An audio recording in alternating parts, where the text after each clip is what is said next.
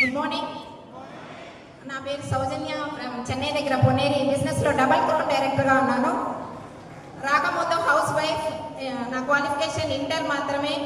తమిళనాడుకి వెళ్ళిన తర్వాత లాంగ్వేజ్ ప్రాబ్లం అని ఎటువంటి వ్యాపారంలోనూ ఎటువంటి జాబ్ ఎక్స్పీరియన్స్ ఏ విధంగా లేదు. ఇంట్లో నుంచి బయటకు వెళ్ళే అలవాటు అస్సలు లేదు. పిల్లలు స్కూల్ పంపించడం ఉండడం అదే పెద్ద పని అనుకునేదాన్ని, పెద్ద బిజీ లైఫ్ స్టైల్ అనుకునేదాన్ని. మా ఆయన నన్ను బయట పంపించడానికి గొప్పగా చెప్పుకునేదాన్ని, మా నాన్న నన్ను బయట పంపించడు, ఇలాంటి మాటలు చెప్పుకుంటూ బతికిపోయేదాన్ని. ఆ రోజుల్లో కొంచెం ఇన్స్టాల్మెంట్ వ్యాపారాలు అవి ఇవి ముందుకు వస్తాయని చెప్పి మా హస్బెండ్ చాలా వ్యాపారాలు చేసి ఉన్నవి కిందకి వెళ్ళాం. ఉన్న ప్లేస్ కన్నా కిందకి వెళ్ళాం. అప్పుడే మనీ వాల్యూ తెలిసింది. సార్కి ఓమన్లో జాబ్ వచ్చింది. ఎక్కడ ఏది ఆపర్చునిటీ లేదు, బయట అదర్ కంట్రీకి వెళ్తేనే అని చెప్పి పిల్లల్ని, నాకు ఫస్ట్ అబ్బాయి, సెకండ్ ట్విన్స్, ముగ్గురు మగ పిల్లలు, వాళ్ళని పెట్టుకొని నాకు బయటకు వెళ్ళే అలవాటు లేకపోయినా సార్ డబ్బు కోసం వెళ్ళే కావాలని చెప్పి నన్ను ఆ టైంలో 2 years వదిలి వెళ్ళడంతో బయట ప్రపంచం తెలుసుకున్న టైంలో నాకు దేవుడి దయ వల్ల రేణు అక్క ద్వారా ఈ వెస్టీజ్ ఒక ఆపర్చునిటీ దొరికింది. ఫస్ట్ నేను భగవంతునికి అక్కకి ఈ టైంలో థ్యాంక్స్ చెప్పుకుంటున్నా.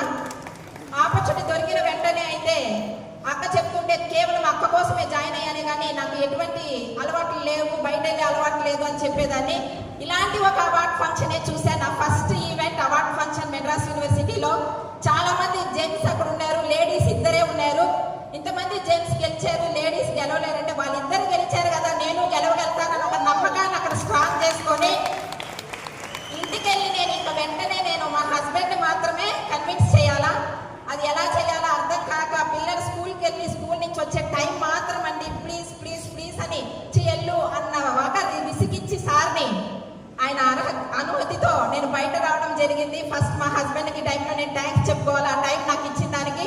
సార్ ఇచ్చిన టైంలో నేను 1 yearలో 30,000 అటెండ్ చేశాను, 30,000 అచీవ్ చేశాను. 375 రూపీస్ నా 30,000 ఇన్కమ్ వచ్చిన తర్వాత మా అత్తమ్మని పిలిచి కొంచెం పిల్లల్ని చూసుకుందాం, తను బిజినెస్ చేస్తుందంట కొంచెం అని చెప్పి నాకు అక్కడి నుంచి సపోర్ట్ చేయడం జరిగింది.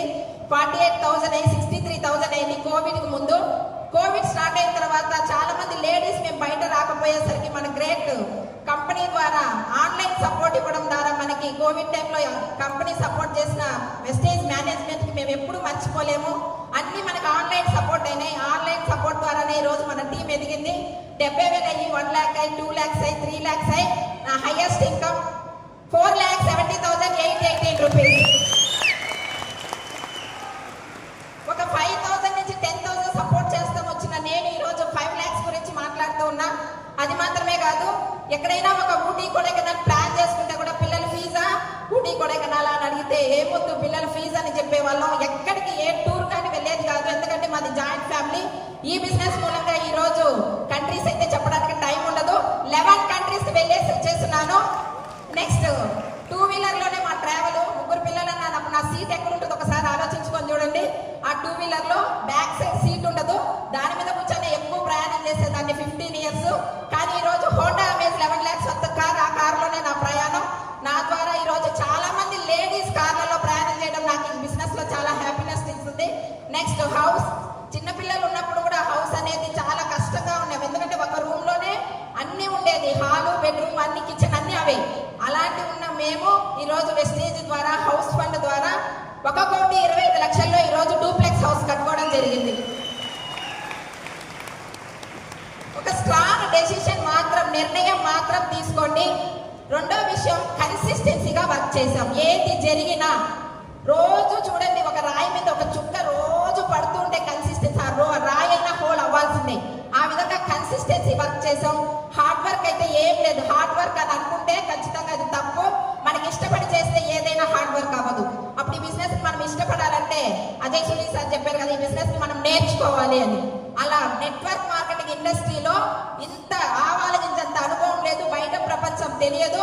అలాంటి మమ్మల్ని